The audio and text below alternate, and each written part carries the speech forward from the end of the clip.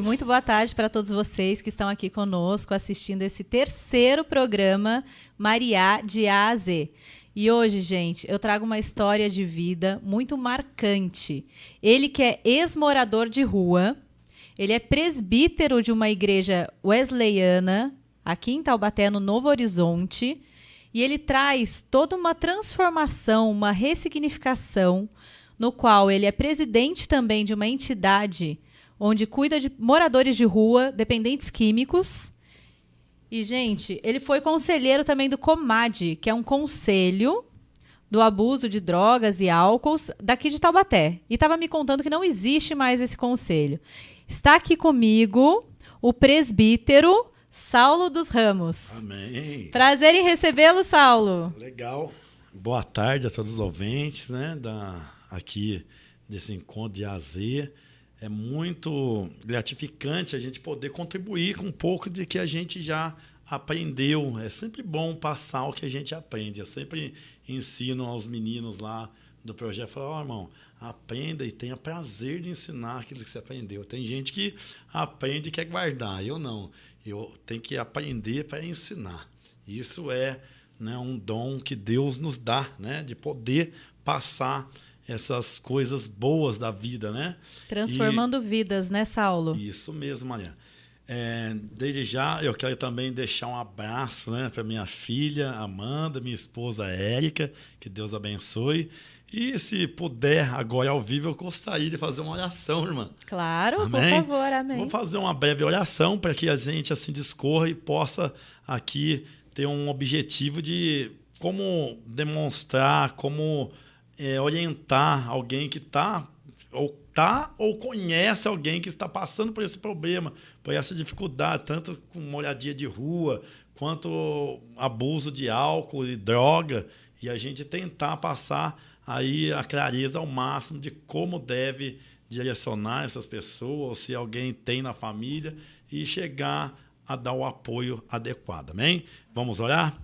Senhor maravilhoso, Deus e Papai do céu, queremos te louvar, Senhor, por este momento que eu creio, ó Pai, que através do teu Espírito, ó Pai, tudo aquilo que o Senhor já me deu a oportunidade de passar, e hoje, ó Pai, com bagagem, poder, ó Pai, ensinar, Senhor, poder, ó Pai, trazer a transparência, a clareza de como, ó Pai, deve-se, ó Pai, assim orientar, assim amparar, assim amar e assim, ó Pai, acolher em amor essas vidas, ó Pai, que tanto sofrem. Muitas delas morrem, ó Pai, na rua, no abuso de álcool e drogas, ó Pai.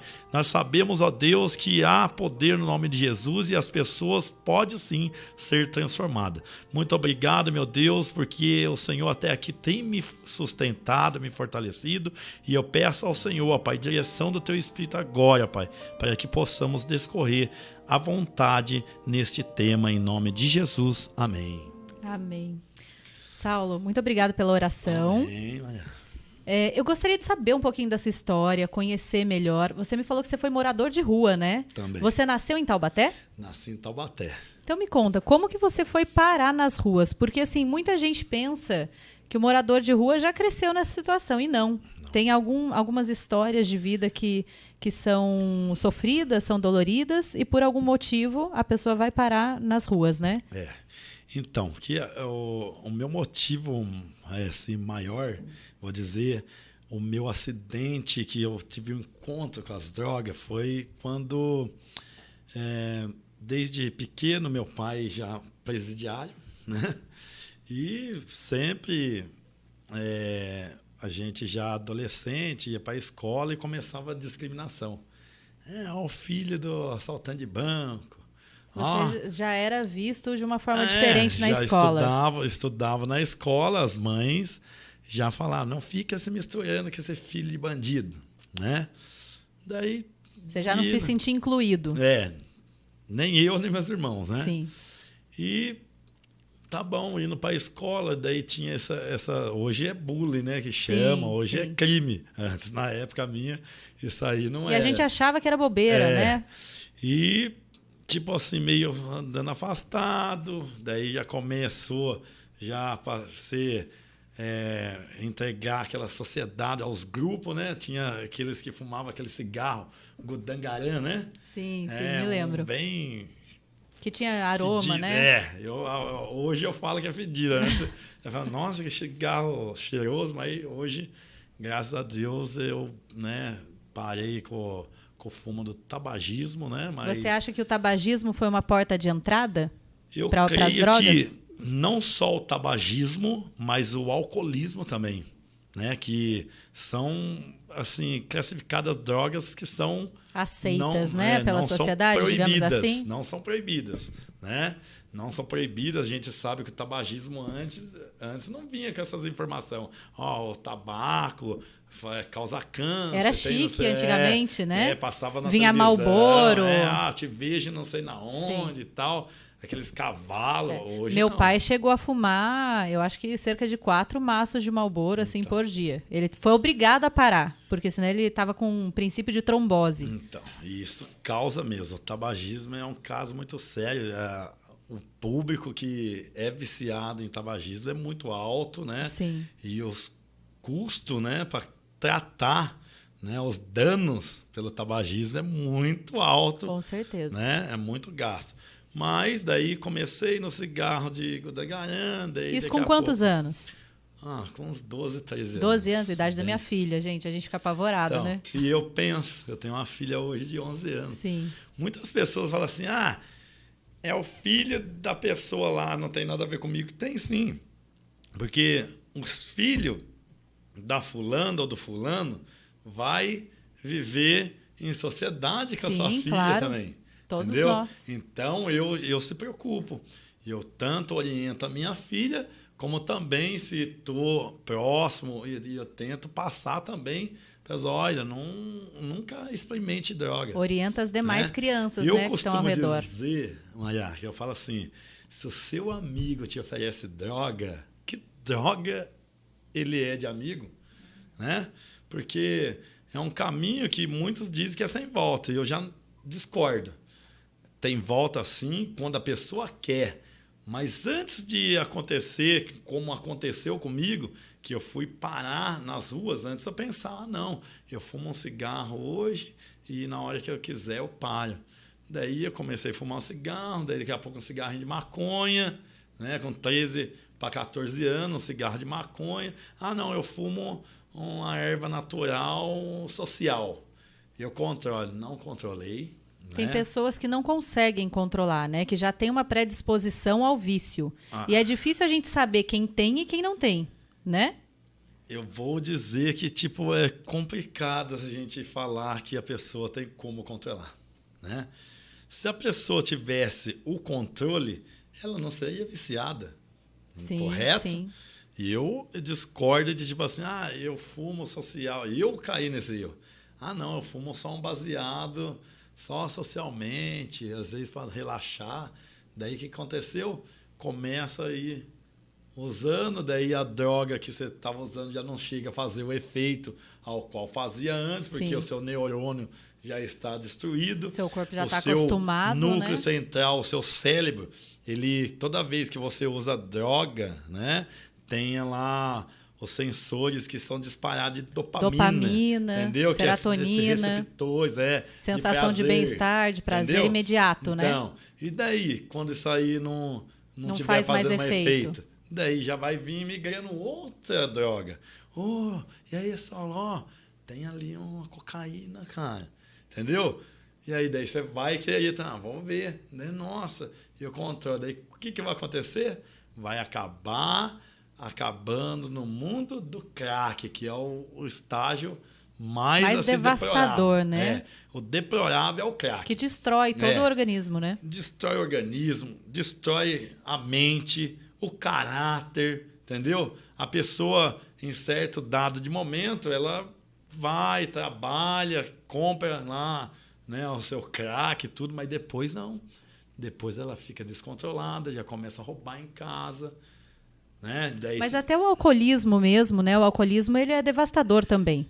Eu creio que o pior é o álcool. O álcool eu creio que é a pior. Ainda que os outros digam que não, mas porque é um negócio que é muito acessível. Eu né? tive uma pessoa que era muito próxima à minha família e que hoje faz parte de recuperação de igreja, já está virando parte do ministério, Ó, já que está transformado para o bem, né? Mas que num dado momento ele começou com alcoolismo, usando cerveja, depois passou para vodka, cachaça, e num dado momento ele começou a usar etanol. De posto. Etanol.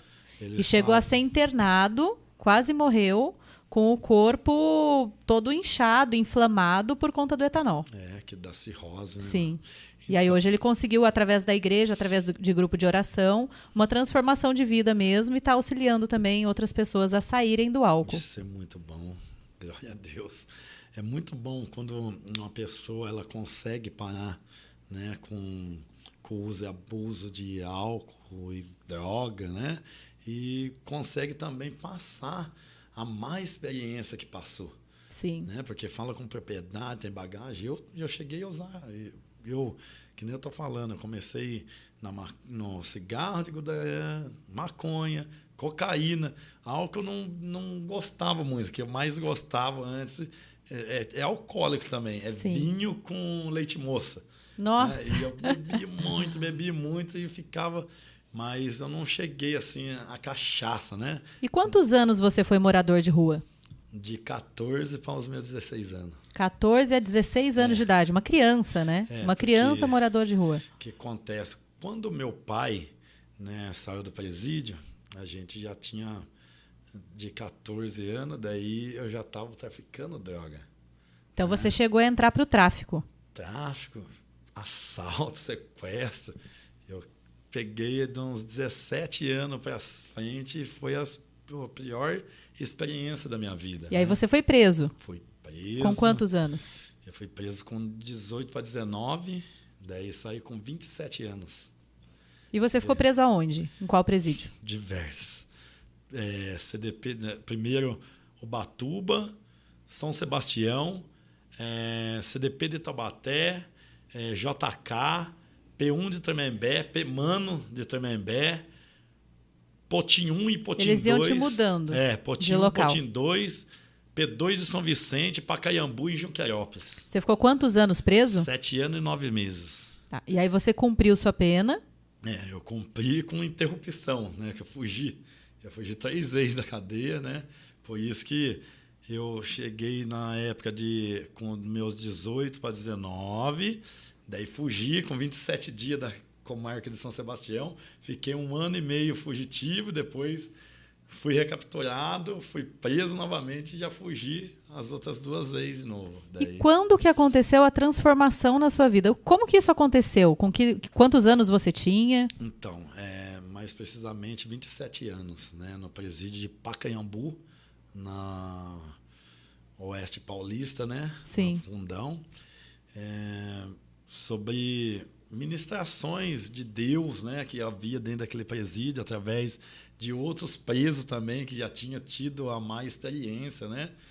E Deus os chamou e eles começaram a falar comigo.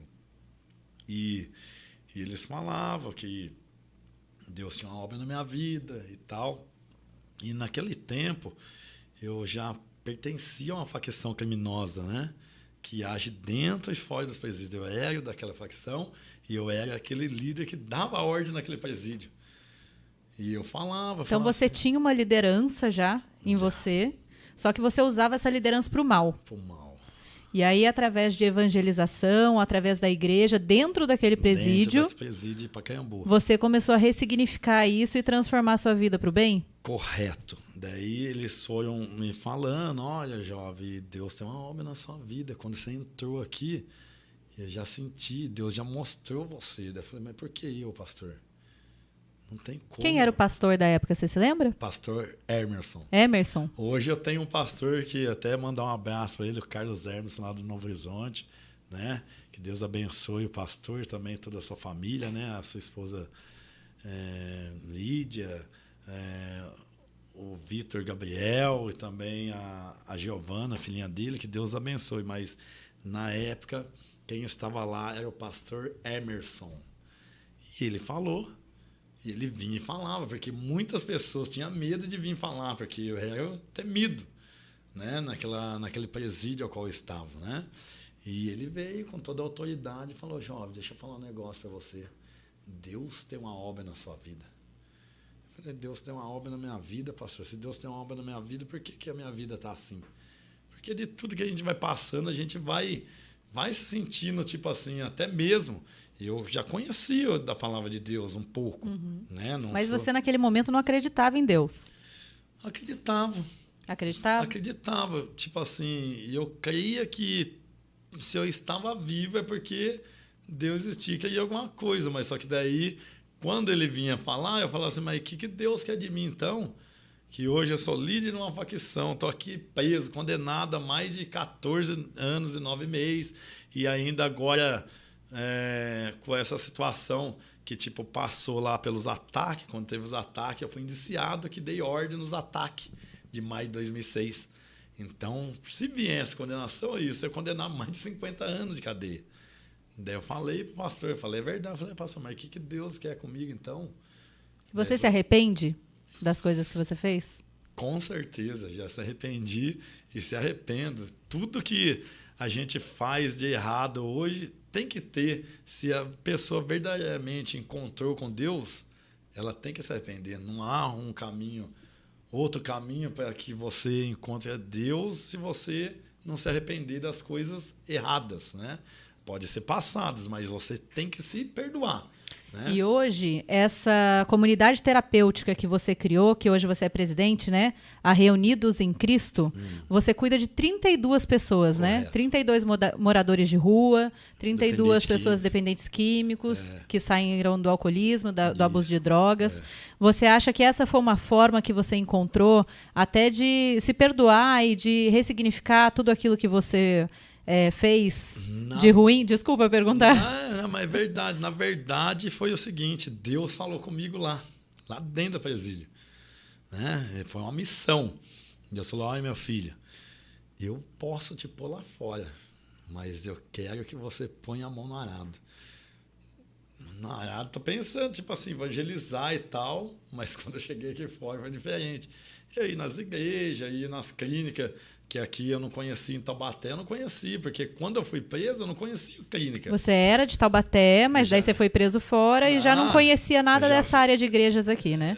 De igreja eu conhecia, eu não conhecia de das comunidade. Comunidades terapêuticas. Antes que eu conheci, tinha no Morisco Desafio Jovem. Mas eu não sabia, Desafio Jovem, o que é? Eu não sei, ficavam de fora.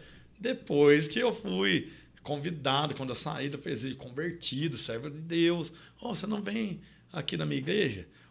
Tem um pastor ali que tem uma clínica lá em Lorena. Você não vai lá?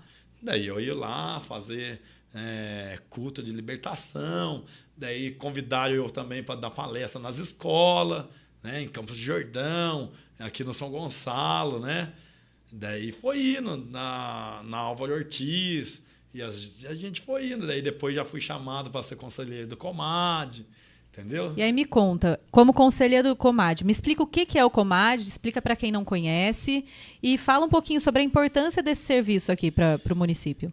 Então, o que acontece? O Comad ele tem a responsabilidade de ter aquela bancada de conselheiros. Eles o que fomentam, né, as políticas públicas sobre droga na cidade, entendeu?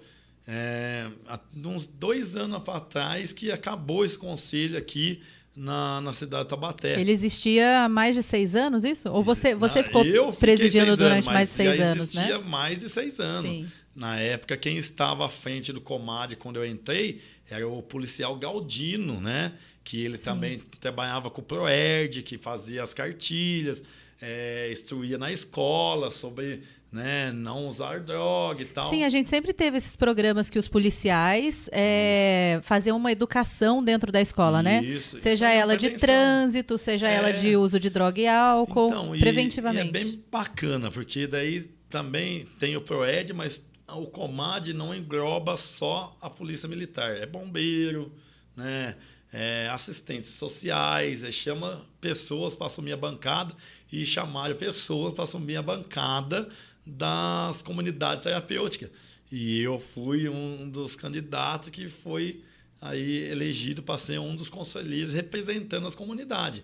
Mas lá se reunia tanto da polícia, do bombeiro, polícia civil, guarda municipal, e assim tinha bastante. Sim. E vamos explicar um pouquinho para o pessoal, né? Por que da necessidade dessas clínicas terapêuticas hoje? A gente estava conversando um pouquinho antes da gente começar a entrevista, né?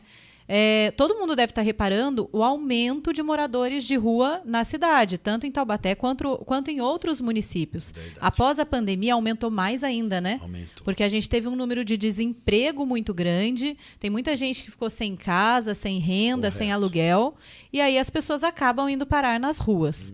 E a gente percebe muito, por exemplo, pessoas de outras cidades vindo parar em Taubaté, porque Taubaté é um eixo, né? São Paulo-Rio, tem Ubatuba perto, tem Campos perto, e a gente começa a observar um aumento de pessoas vendendo ali no semáforo e morando nas ruas. Verdade. A gente vê até argentino, às vezes, morando aqui, boliviano, fazendo malabarismo no semáforo. Então, assim, como lidar com essa demanda hoje, né? O Comad, ele fazia um trabalho fundamental no qual conseguia ir mapeando mesmo, atingindo essas pessoas na rua, para saber de onde são, como lidar com elas. Tem o abrigo. Aqui em Taubaté a gente tem o Centro Pop, né? Centro Pop, o CAPS.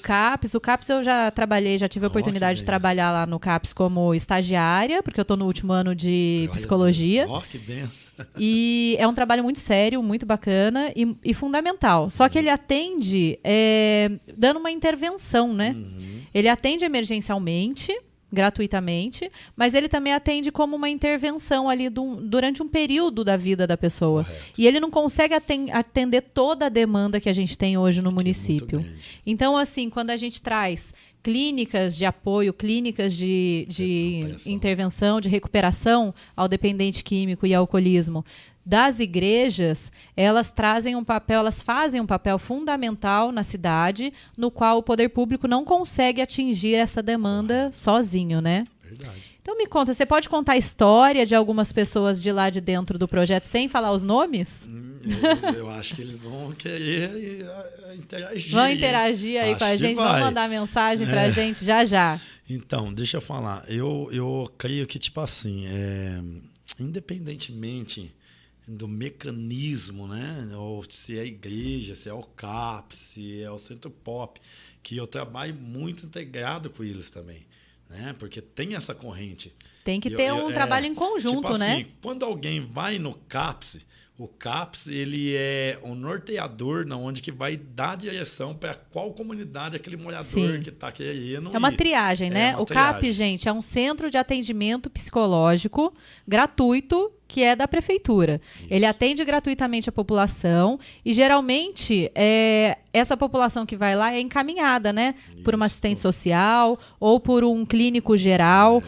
Quando ele identifica a necessidade, ele encaminha para o centro de atendimento psicológico. Correto. E aí tem uma subdivisão. Tem o CAPS 1, 2 e 3. E aí esse que a gente está falando é o CAPS que é voltado para drogas e álcool. Isso. Que é o CAPS, eu acredito que seja o 2. Isso. Então, daí a gente trabalha com esse serviço de amparo integrado. Muitas vezes liga pessoas da assistente social até dos hospitais. Sim. Hoje mesmo já tinha tem vaga, mas não tem, porque é muita demanda. A cidade de Taubaté tá muita gente para a rua no uso e abuso das drogas. Uma entidade particular atender 32 pessoas é muita coisa. Ontem eu estive em uma também. Estive visitando o trabalho de uma igreja e eles atendem 12 internos. Daí o trabalho deles é interno. O de vocês também? São internos? Internos. Tá. E aí tem alimentação, tem tudo. Deixando bem claro que há uma diferença. Comunidade terapêutica que trabalha com o acolhimento voluntário. Sim. E a clínica de recuperação, ela trabalha com o involuntário, que é daí tipo são assim, os profissionais contratados. Não, é involuntário, que daí tipo assim, sim, entendi. A família liga, daí vai também compulsoriamente, eles são obrigados a serem internados. Vai ali, pega aquela pessoa e leva à força. Então, no seu caso, eles são voluntários, eles querem estar lá. Assinam um termo lá de compromisso, eu quero o acolhimento, daí a gente lê lá as regras. Você está disposto a isso? Não, eu sim. Daí vai e assina. E quais são os tipos de trabalho que vocês desenvolvem com os internos lá dentro? A gente trabalha tanto o espiritual, né? Mas tem as terapias, né? Ocupacionais. Sim. Muitas vezes é horta, muitas vezes cuidando lá dos animais, muitas vezes com futebol, com as gincanas de terapia, né? Que a gente aprendeu com terapeuta holístico, né? Então faz algumas gincanas lá para eles pensar, né? O que eles estão querendo verdadeiramente para o futuro, né? E as funções do dia a dia, eles fazem almoço, eles fazem arrumam a cama, arrumam a casa. Tem que ser, porque se ali eles estão, né? Eles têm que cuidar do espaço, vai varrer lá a casa, vai dobrar as camas, né? Vai aprender novamente a ter o compromisso, né? Saber qual é a parte ao qual ele deve ocupar também na sociedade. Sim. Entendeu? Porque Sim. vai ter que aprender, né? Então tem os horários, tem toda a dinâmica, né? Do dia a dia lá, para que eles, está lá escalado para lavar para que eles louça. Consigam se reinserir depois na sociedade, né? Para que eles consigam voltar para suas famílias. E muitos deles se recuperou. Os outros perguntam, mas quantos você... Irmão, eu costumo contar um conto, né, que eu vi num livro, né? Eu não lembro o autor. Conta nesse livro que uma menina estava na beira da praia e tinha aquelas inúmeras estrelas do mar. E ela catava assim e jogava umas dentro do mar. E veio um senhor de idade atrás e falou, mocinha, você não vai conseguir salvar todas elas. Daí ela olhou para o senhor e falou assim, eu não vou conseguir salvar todas elas, mas a qual eu pegar e jogar ao mar, eu vou ser a diferença na vida delas. É verdade. E se nós pensarmos assim, talvez eu não consigo resgatar todos, mas aqueles que trilharam o meu caminho e eu consegui ajudar, já vale a pena. E quantos desses você conseguir resgatar e trilharem novos caminhos que podem também salvar outras pessoas, né? Correto, é isso que eu falo. É uma corrente do bem. A gente aprende para ensinar. Esse é o privilégio, né? É o dom que Deus nos dá. Se você tem uma bagagem numa certa situação, não vamos ser orgulhosos. Né? Se você está aprendendo, você tem que passar o que você aprendeu. Sim. E hoje, presbítero, você é estudante de teologia. Teologia. Isso. Está em que ano? Último ano. Que instituição que você estuda? Centro de Educação Wesleyano. Sim. Então você está aí se formando também em pastor. Isso. Correto. Conta um pouquinho da sua igreja, como ela funciona, quantos membros tem. Então, na verdade, lá deve ter em média uns 350 e poucos bastante membros, gente. Né? Localizada ali na rua Honório Lemes, né? No Novo Horizonte, né? Novo Horizonte, do lado do posto Shell, né? Os cultos lá ocorrem dia de quarta, das 7h30 da noite, e nos domingos tem a Escola Bíblica Dominical às 9h, né? E também temos o culto abençoado das 7h da noite, abençoado para a família, né, que quer verdadeiramente ter uma experiência, né, com Deus, né? Então fica aí o público aí convidado para estar lá com nós, né, glorificando, exaltando o nome do Senhor. E hoje você é casado? Casado. Qual o nome da sua esposa? Érica. Já mandei uma mensagem hoje para a Érica logo mais cedo, que ela está nos assistindo. Amém. E você tem uma filha? Filhinha Amanda, de 11 anos. Amanda, de 11 anos. E hoje, como é a criação da Amanda? O que você procura passar, ensinar ela, depois de tudo isso que você já vivenciou? Um certo dado de tempo, a gente não conversou nada com ela, né? A respeito do meu passado. Mas chegou ali para uns 9 anos, daí a gente já começou, porque pessoas já começaram... né? O seu pai era isso. Pai, você já foi preso? Já, filho. E tem que falar a verdade, né? Porque dentro da igreja também a gente preza... Então, Daí fui falando, filha, foi uma passagem, né, de história do papai, que o papai não quer que a filha passe. Então, por isso que o pai tem todo esse cuidado, né? Sempre conversa, ela sabe, aprende, muitas vezes ela quer muito ficar comigo lá na clínica, mas também não é um ambiente muito ambiente agradável. que pode criança, né? Entendeu? Não, pode criança e tudo, mas só que, tipo assim, por ela estar nesse momento, assim, de tipo, de descoberta e tal, e ela mesma fala assim, pai, quando o senhor levar você, eu vou cuidar dessa casa. Eu falar, meu Deus, né? Que, pode ser um propósito de vida dela também, né? Eu sempre fico olhando para aquilo que apareçam mulheres, né? Então, isso que eu ia perguntar. Hoje é uma clínica que atende mais homens? Tem mulheres também? Tem não, na minha não. Na sua não, é só de homens. Mas do pastor Pacheco é feminino, né? Também tá passando por muita dificuldade. Eu falo pro pastor Pacheco que ele é um camarada muito louco, né? Eu falo assim, rapaz, se cuidar de homem é difícil, imagina de mulher, né? Que tem muito mais gasto, é muito mais complexo e é difícil.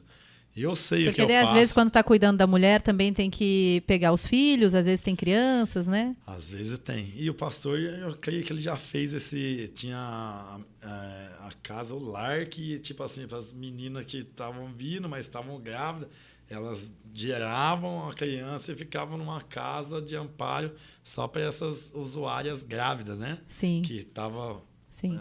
Nós fizemos um trabalho aqui em Taubaté de um projeto que é a Casa da Mulher Vitimizada. Você já ouviu falar? Eu não vi, ó, você ver. Na verdade, é um projeto que a gente fez muito em silêncio, porque ele é para proteger a mulher que sofre maus tratos, abuso, enfim. É para dar uma proteção à mulher, né?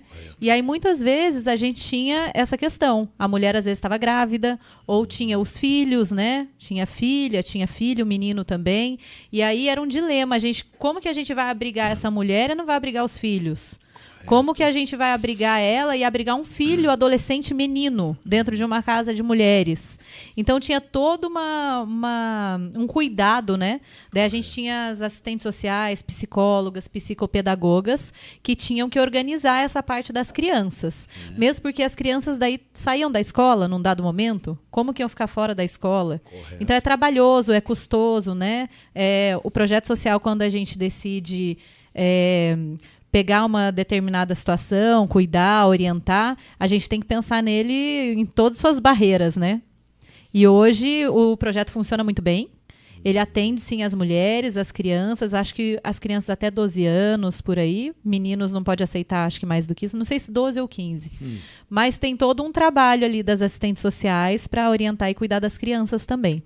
E hoje funciona bem, mas ela também tem que ficar escondidinha. Ninguém pode saber o endereço, porque é proteção da mulher vítima, né? Entendo. Então, uma coisa agora para esquentar aqui o nosso bate-papo. Eu já fui no FLIMIDER, né? Que é o Conselho de Política Pública sobre Droga Nacional e Internacional. Né? Sim. Fui aqui em Campos do Jordão e fui também em Águas de Lindóia. Lá eu estive com a deputada Janaína Pascoal, né? Sim. E eu falei para ela, porque a fala dela foi muito pertinente. Ela falou assim, e é uma coisa também que eu também gostaria de entender. O porquê que nós, no Brasil, temos a liberdade de cuidar o dependente químico na maior idade. E os de menor? E as crianças, os pré-adolescentes?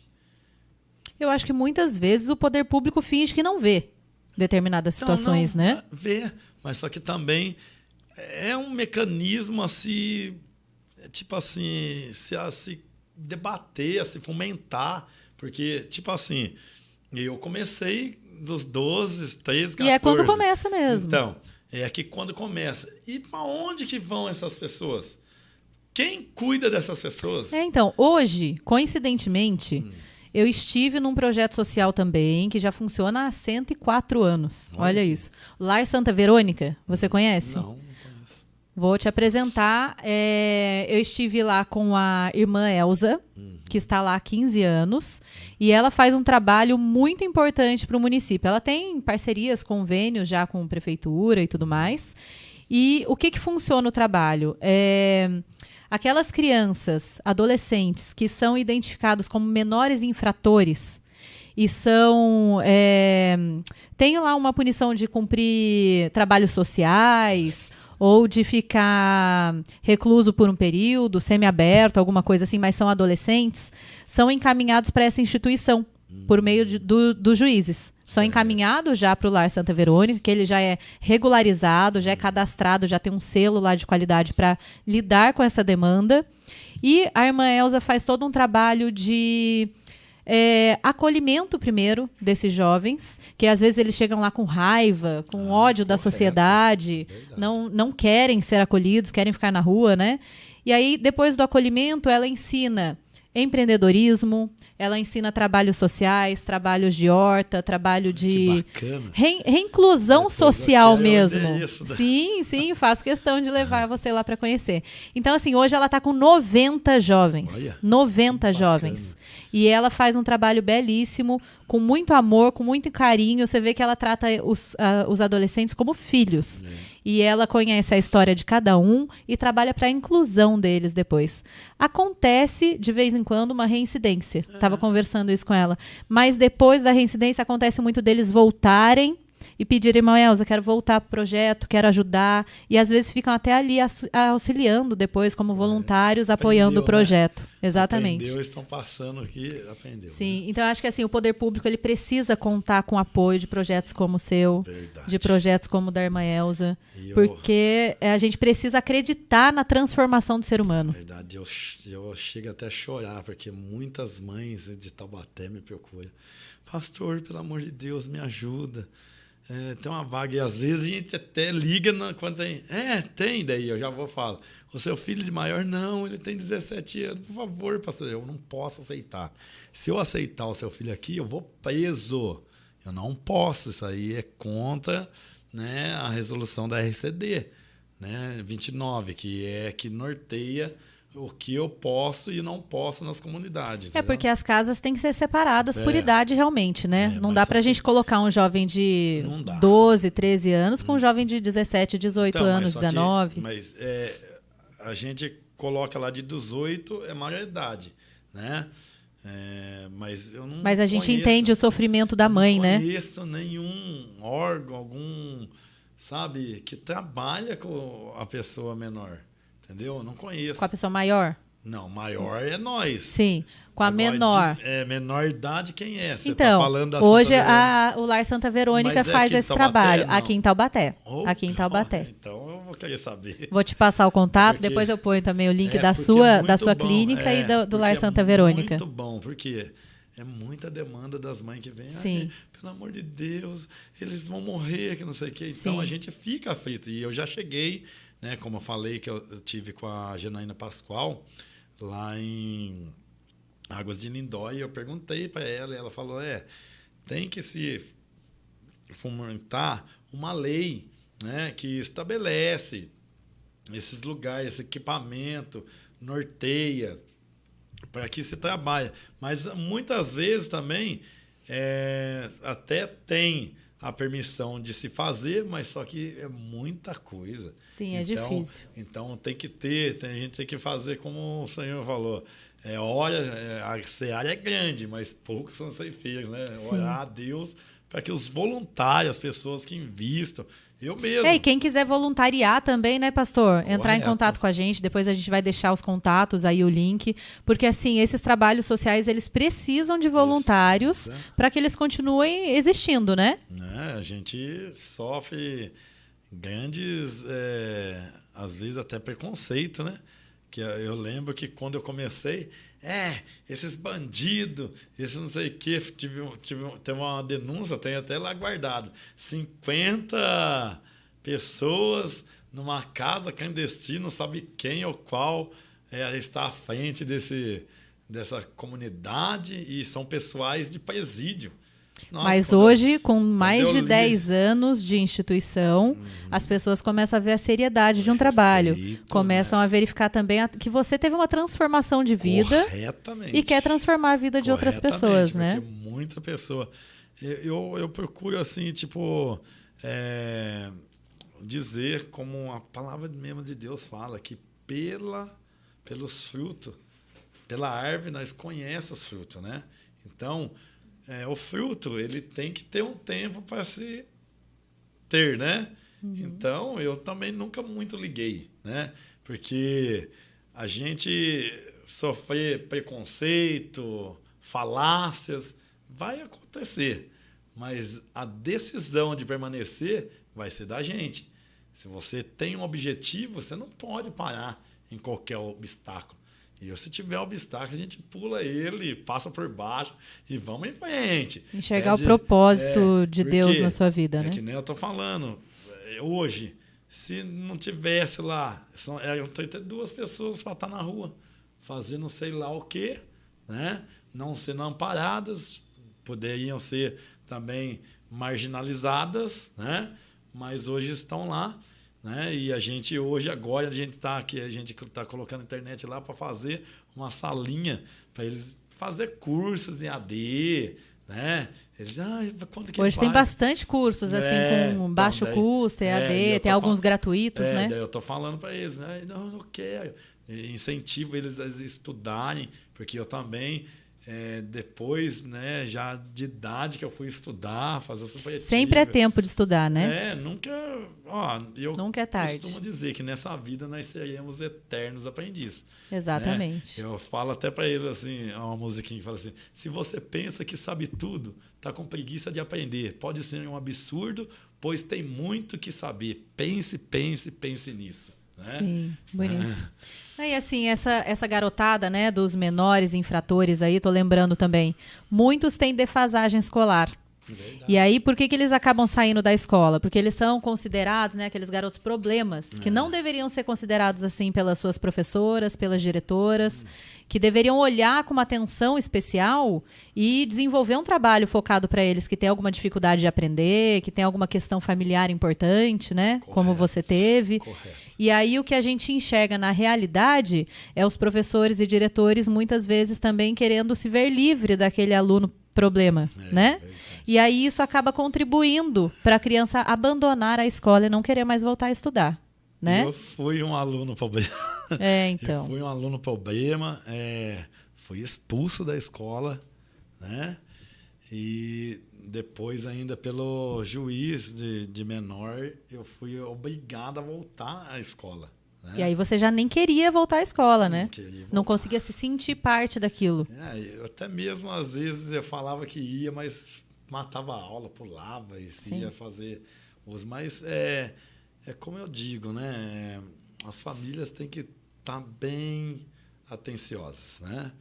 Atenciosas, a gente sabe que as pessoas, ninguém vai vir e colocar uma arma na cabeça da gente para fazer coisa errada.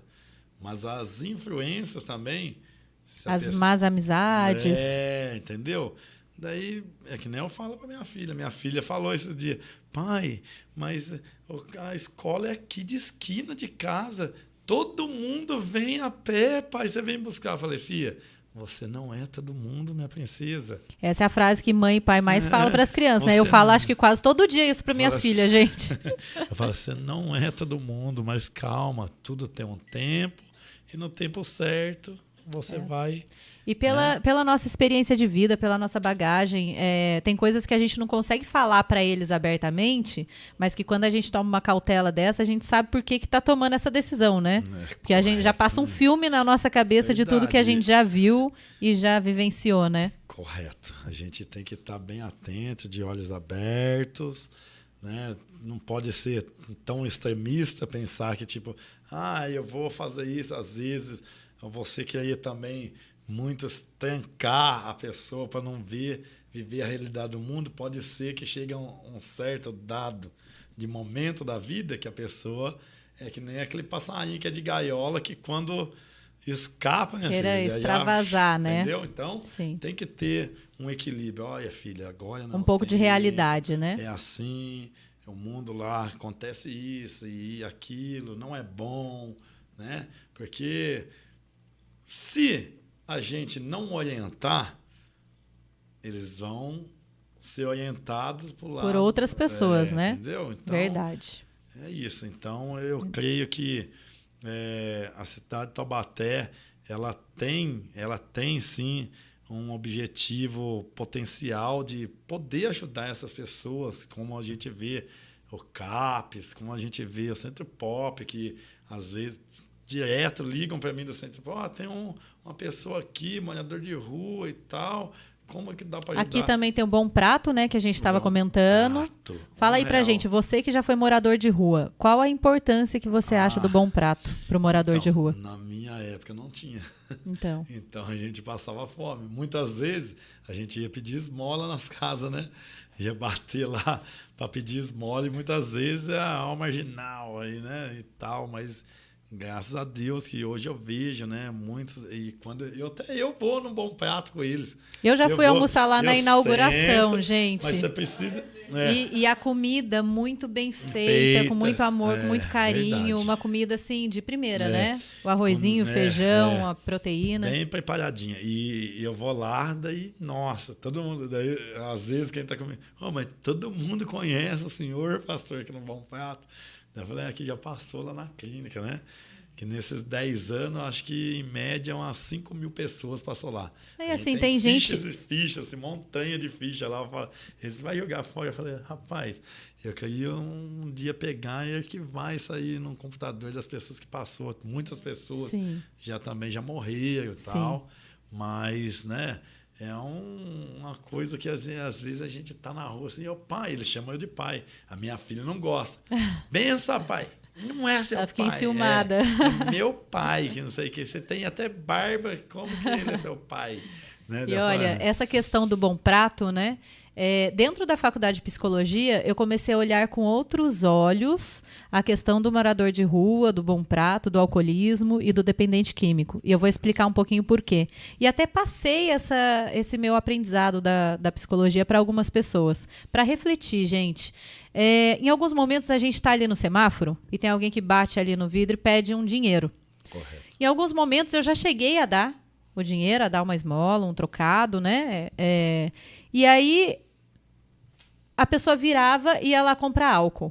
Correto. E o sentimento que a gente tem é um sentimento de fracasso, né? É um sentimento assim, nossa, mas eu estou trabalhando, eu vou lá, dou meu dinheiro para a pessoa vai lá usar droga, usar álcool, alguma coisa. É uma sensação de sociedade fracassada mesmo, né? De que o que a gente está fazendo aqui, como é que a gente continua vivendo com isso e achando que isso tudo é normal, né? É uma tristeza muito grande. E aí muitas pessoas param de dar o dinheiro, simplesmente, e falam assim, não é mais problema meu, né? Só que, dentro da psicologia, eu lembro muito de um professor meu, o professor Regis, que atua muito no Centro Pop, como voluntário. Ele abraça a causa porque é uma causa dele, de vida social. E ele fazia muito a gente refletir sobre o morador de rua, sobre por que ele está naquela situação, pela falta de oportunidade, né? E ele falava o seguinte... Você já parou para pensar que quando você está dando um dinheiro desse para alguém e a pessoa está indo lá usar droga ou álcool, muitas vezes ela está fazendo essa escolha porque a fome dói. E às vezes, naquele momento, o álcool ou a droga anestesia a dor, amortece a dor. Eu nunca mais me esqueci disso. Eu me senti julgando uma pessoa sem ter conhecimento do que ela passa. Você já viveu isso, você já passou por isso. Eu mesmo, muitas vezes que eu bebi o álcool, era quando eu chegava no inverno, né? Daí frio, daí a gente via, tava dormindo assim, frio, não tinha cobertor, nada. Então, o frio, a fome dói, né? Eu já cheguei, tá dormindo numa residência, né? Porque o que eu fazia? Eu tinha muito medo de dormir, que nem eles dormiam lá na praça, dormiam na rua. Você já me contou de uma pessoa que estava morando na rua com você. Um amigo meu lá do São Gonçalo. Ele tava Conta o que aconteceu. Ele estava dormindo ali um pouquinho para frente da Bomboy, daí tem aquela passarela, né? Ele dormia no pé da passarela. Foram lá, jogaram o álcool nele, tacaram fogo, ele morreu. Né? Tristeza, né? Queimado. Então... Na minha época, eu já tinha muito medo disso. Era novo. Então, você com 14, 16 anos, morava na rua com medo, né? Foi assim. Eu fugi da minha casa porque eu tive uma realidade, um choque quando meu pai saiu do presídio. Daí ele vinha falar umas coisas para mim e eu não concordava. Falava, mas quem que é você? Né? Mas eu falo para todo mundo, hoje eu entendo, nós devemos respeitar os nossos pais, né? Então, mas você naquela época, com 14, 16 anos, revoltado pelo pai estar preso, né, por ter feito alguma coisa errada. E aí você se vê na rua, morando na rua, sem oportunidade, né, passando fome, frio, o crime acaba aparecendo para ser um caminho mais fácil, né? Correto. Então, assim, é complicado a gente julgar as escolhas de uma pessoa que, na verdade, poucas escolhas tiveram na vida, né? Verdade. Que a vida foi acontecendo de uma forma muito triste, né? Correto. Muito sem opção. Eu agradeço a Deus porque, por mais de todos os caminhos negros que a gente passou, né, noites escuras e tudo, mas Deus guardou a gente. Então, né? que essas pessoas encontrem pessoas do bem que consiga colocá-las num caminho melhor, né? Correto. É que nem eu digo, eu mesmo quando depois ainda que tentei reintegrar a sociedade, fui estudar, né, trabalhar, né, assinava carteirinha, né, que todo mês, daí chegava no serviço, mas você é ex-presidiário, daí daqui a pouco passava um tempo, tá despedido, né? Então, eu tive restaurante durante 11 anos. Olha. E eu cheguei a contratar um rapaz que era ex-presidiário. E quando a equipe do restaurante ficou sabendo, eu sofri uma pressão para mandá-lo embora. Um ladrão, ex-ladrão. E eu falei, não, ele era jovem, ele tinha cumprido uma pena rapidamente e tinha tido bom comportamento e tinha sido liberado. E ele estava numa função de lavar pratos, né? E eu falei, eu acredito na mudança do ser humano. E ele está aqui, ele está me provando que ele está com a família dele, que ele está na igreja, que ele está fazendo uma opção agora de estar no caminho certo. Ele quer trabalhar. Então a gente vai dar uma oportunidade para ele. E foi uma conscientização mesmo da equipe ali. E aí ele ficou trabalhando com a gente. Eu acredito, viu, Maria, que todo mundo tem o direito de mudança, né? Eu creio assim, tipo assim, o mundo tá aí, né? A pessoa está procurando aquilo que é bom, por que não, né, apoiar os passos dela, né, para ela se recuperar? Se mais à frente ela optar para o outro, isso aí vai ser uma escolha dela, mas a minha... E vai arcar com as consequências se fizer escolhas erradas depois, né? A sua parte de estender a mão, né, que tem muita gente que julga, até eu mesmo, eu sofro, mas você já aceitou 2, 3 vezes aqui e tal, mas só que daí eu pego assim e falo, Deus, era eu antes. Quantas vezes eu tive a oportunidade, eu escorreguei com meus pés e as pessoas estendiam a mão e eu vacilei e tal, e o Senhor me preservou em vida até aqui agora. E hoje há mais de 10 anos aí ajudando as pessoas a terem verdade, caminhos. 15 anos, há né? 15 anos. Há 15 anos, 10 que eu tenho o projeto, Sim. mas há 15 anos ajudando as pessoas fazendo trabalho social. A terem boas escolhas. Eu amo o trabalho social. Que nem eu falo, é uma chamada, né? Muitas pessoas falam assim, como que você consegue, por todos esses anos, alimentar todas essas pessoas? Eu falei, filho, não é eu não, filho. Quem é que faz isso aí é Deus, porque se fosse eu, nem se eu ganhasse mundo de dinheiro eu não conseguiria. Sim. E eu acredito que, assim, por você ter passado por toda essa história, quando você chega na rua, você vai fazer um trabalho social e chega até um morador de rua para conversar, é muito diferente a recepção dele do que eu chegar para conversar, né? Se você chega, olha, eu era morador de rua também, eu já passei pelo que você está passando, eles vão ser mais receptivos, vão te ouvir mais, né? Verdade. E vão se sentir mais acolhidos. E eu falo para eles, eu falei, vocês podem mudar, pode se dar bem também na vida, nada pode impedir vocês. Vocês têm que ter um pouquinho de querer, né? Porque quando eu tive um pouquinho de querer, o Senhor veio, né, me resgatou, né? E transformou sua vida. E E hoje está com a sua família e trazendo evangelização aí para muita gente. Correto. E a gente sabe que tudo aqui que nós vivemos nessa vida passa, né? Mas só que a gente devemos deixar um legado, né? Com certeza. Deixar um legado bom. Você lembra daqui uns anos, vamos dizer, para não ser muito assim, daqui uns 30 anos, né? E eu parti, né? E tiver minha filha, o seu pai é uma pessoa que dá um apoio Ajudava o próximo, né? Amor ao próximo. E até mesmo para outras pessoas falar assim, poxa, tinha uma pessoa, o Saulo, fazia isso e aquilo, né? E por que não nós fazer, né? Que bacana, pastor. Olha, muito obrigada por você ter vindo. Um prazer muito grande conhecer um pouco sobre a sua história, conhecer sobre a dificuldade que você passou, entender as dificuldades de um morador de rua. Verdade. Porque só ouvindo mesmo quem já passou por isso para a gente saber, para a gente tentar compreender e até como ajudar, né? Os moradores de rua.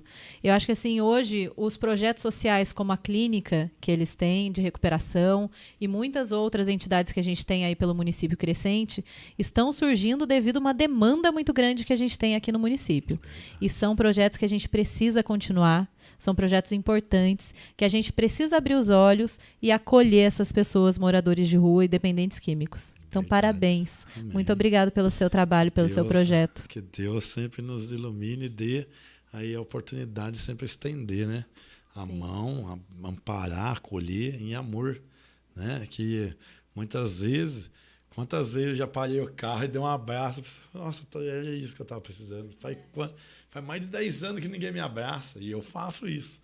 Tô nem vendo. Um pouco de carinho, né? Um pouco de amor pro ser também, humano que tá ali do lado. Quando eu tava lá, eu ficava, mas ninguém ama a gente é desprezado, a gente é largado, esquecido. Excluído da sociedade, né? Verdade. Então, parabéns pelo seu trabalho. Amém. E eu queria dar um recado aqui para todo mundo.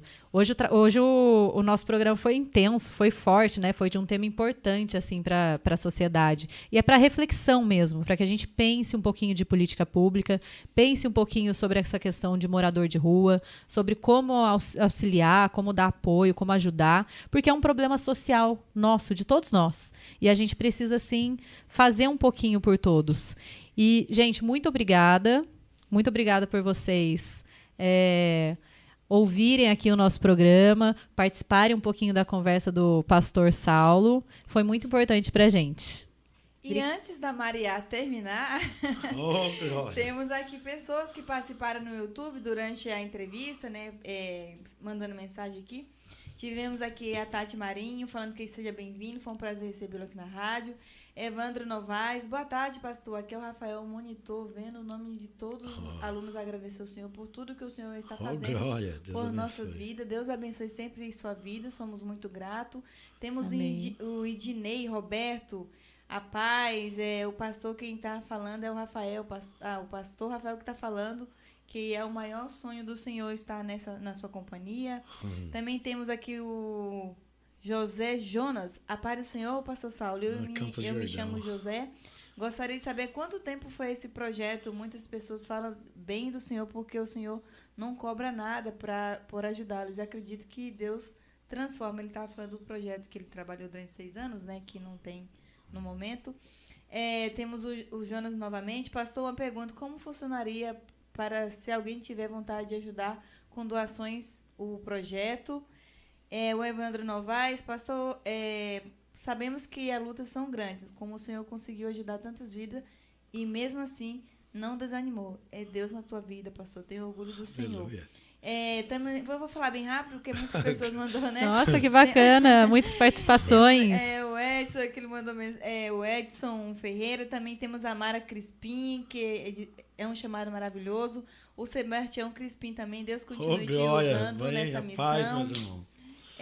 A Mara novamente participou, o Ednei também. O Ednei esteve aí no começo ao fim, mandando mensagem. Que legal, obrigada, Ednei.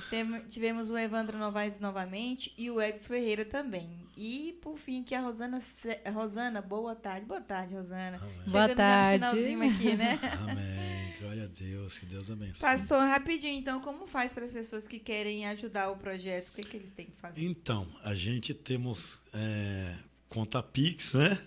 Que se a pessoa puder querer ajudar, mas também tem o canal no Facebook, a página do Facebook, que é só colocar lá, Comunidade Terapêutica Reunidos em Cristo. Perfeito. Daí vai ver todas as informações, que a gente é uma obra sem fins lucrativos, né? Que a gente trabalha com doações, e lá vai ter a conta Pix, conta bancária, né? Como que pode ser feita, mas é só entrar mesmo na página lá no Facebook, Comunidade terapêutica reunidos em Cristo. E se a pessoa quiser ir lá conhecer também, pode Fica marcar uma à visita, vontade. mandando mensagem ali pelo direct. Bacana. Pode, Então vá conhecer, vá ajudar, seja um voluntário também. Mande uma mensagem ali que o pastor retorna, né? Correto. Obrigada, gente. Um prazer recebê-los aqui. E vocês ficaram até agora aqui com a gente ouvindo sobre esse assunto muito importante pra gente. Amém. Obrigada.